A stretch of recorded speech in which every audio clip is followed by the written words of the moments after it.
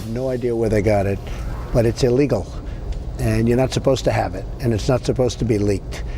And it's certainly not an embarrassing tax return at all, but it's an illegal thing. They've been doing it, they've done it before, and I think it's a disgrace. President Trump talking tax returns with our very own Tucker Carlson. That interview actually going to air tonight at 9 p.m. on Fox News, on the Fox News channel. But drum roll, please. Not a very bad. I think President Trump was being modest. Now that's what he paid. What you're looking at, $38 million bucks. That's what President Trump paid in taxes back in 2005, while raking in more than $150 million in income. The White House confirming those figures last night. Shortly after that, MSNBC, Rachel Maddow announced that she was going to reveal it. They jumped the gun on her. But I got to tell you something. Let's scratch beneath the surface for a moment. I want to take a look at a quirk in the tax code that's called the Alternative Minimum Tax, or AMT.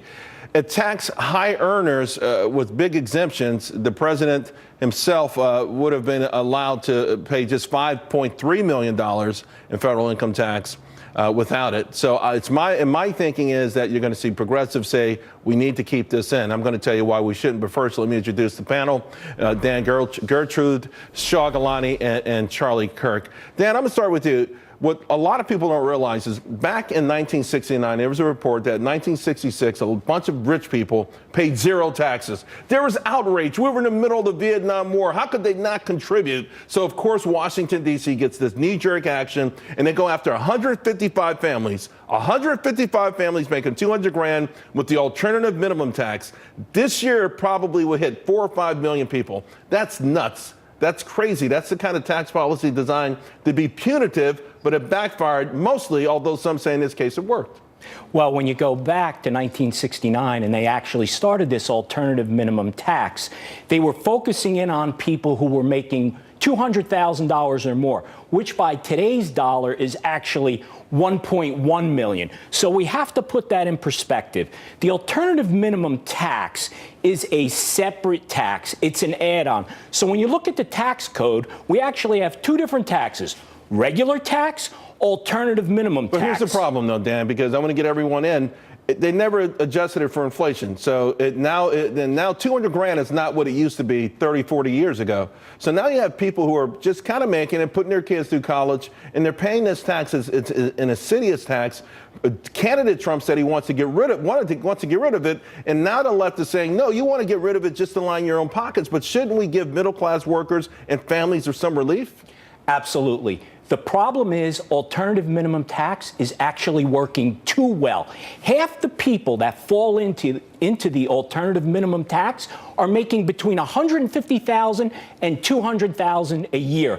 That is not high-income, super wealthy people. It's not the kind of stuff. Shaw Galani, you deal with high-income, super rich people. You're coming to us from Southampton. So you might understand this stuff better than anyone else firsthand.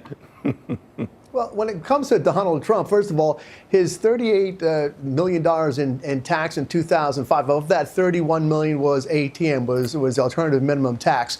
So combined, he was paying about a 25% tax rate. Now, he's proposing to do away with the alternative minimum tax, the ATM, but he's going to replace it with a flat 25% tax. In other words, nothing would be different for him. He paid the same amount of tax. So this isn't any break for the rich people. This is just simplifying the tax code. There is no handout to the middle class, to the upper class. There is no class warfare here. This has nothing to do with that. This is about tax simplification. This makes a lot of sense. There are two essentially taxes. A taxpayer has to file ATM simply because they make too much money under the traditional tax code, and then they have to weigh the two and say whichever one you make more, usually that's under the ATM. They got to pay that tax.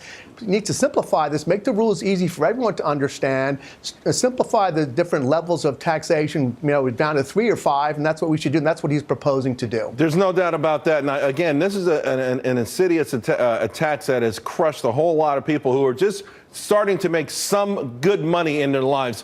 Charlie, the political aspect of this, Rachel Maddow, I mean, she had a great grand time with it. Many have equated it to opening Al Capone's vault, and it backfired mightily against them. Does this put the whole tax crisis saga behind Donald Trump?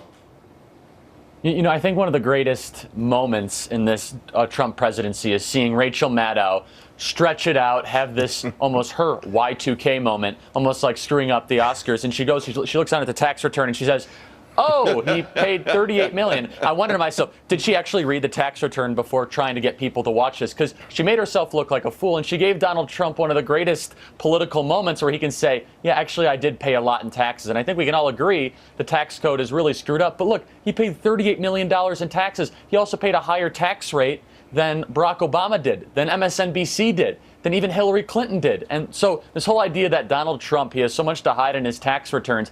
Thank you, MSNBC. Thank you, Rachel Maddow, for reaffirming that actually your attacks over the last year have been falsehoods and doing it on live network television in prime time. Yeah. You know, we all thank you for doing our work. They proved that he's a really successful guy and that he does the patriotic thing and pays a lot in taxes. Guys, thanks a lot. Well, the Fed today, they may